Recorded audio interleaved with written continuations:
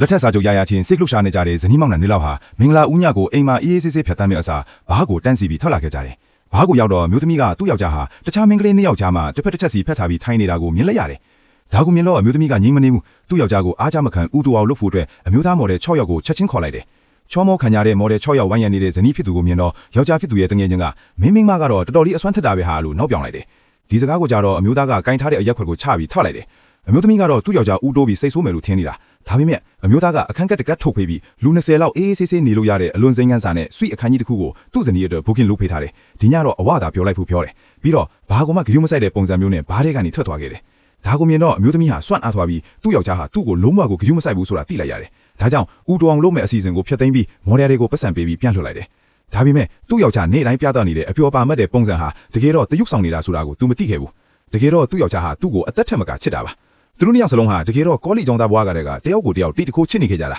ဒါပေမဲ့ဘသူကမှအရင်ဖွင့်ပြောဖို့တတိမရှိခဲ့ကြဘူးဘွေးရပြီးတဲ့နောက်မှာတော့အမျိုးသမီးဟာယောက်ခမကြီးရဲ့ကျေးဇူးကိုဆက်ဖို့အတွက်ပဲဒီစီဇန်ထားတဲ့အိမ်တော်ရေးကိုသဘောတူခဲ့တာဒါကြောင့်သူတို့နှစ်ယောက်စလုံးဟာတခြားတယောက်ကမတတ်တာလို့သဘောတူခဲ့တာလို့ပဲထင်နေကြတာမာနတွေကြောင့်လည်းဘသူကမှသူတို့အချစ်ကိုအရင်မပြောဖြစ်ခဲ့ဘူး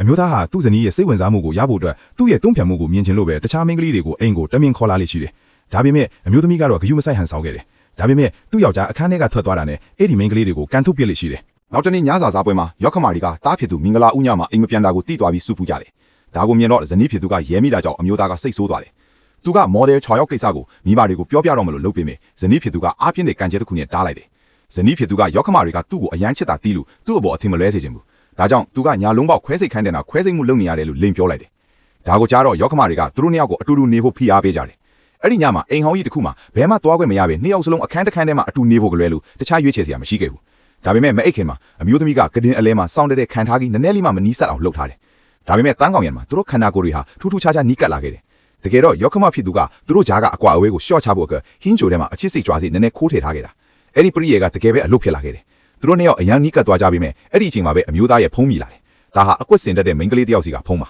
။သူ့အတန်ကိုကြားတော့အမျိုးသားဟာအခန်းထဲကနေချက်ချင်းထွက်သွားခဲ့တယ်။ဒါကိုမြင်တော့အမျိုးသမီးဟာရင်ကွေးမတက်ခံစားရတယ်။ဒါပေမဲ့အမှန်တရားကတော့အမျိုးသားဟာအဲ့ဒီမိန်းကလေးကိုတွားတွေ့တာမဟုတ်ပါဘူး။သူကငေါ့တာအခုဇနီးရှိပြီးငါ့ကိုဘယ်တော့မှဆက်သွယ်ဖို့မကြိုးစားနဲ့လို့တတိပေးဖို့တွားခဲ့တာပြီးတော့သူဟာသူ့ဇနီးပေါ်စိတ်မထင်းနိုင်မဲ့နာကျင်လင်မိမှစိုးရင်လို့အိမ်ထဲကနေကားမောင်းပြီးတန်းထွက်သွားခဲ့တယ်နောက်တနေ့မနက်မှာယောက်ခမတွေကမင်းညကကိစ္စကိုတီးသွားတော့ဒါဟာသူတို့သားရဲ့အမားလိုပဲယူဆလိုက်ကြတယ်ဒါကြောင့်ယောက်ခမဖြစ်သူကချွေးမရဲ့စိတ်ချင်းကြီးကောင်းအောင်ဈေးဝယ်စင်တာ shopping mall ကိုခေါ်သွားပြီးပြောအောင်ပစ္စည်းတွေအများကြီးဝယ်ပေးခဲ့တယ်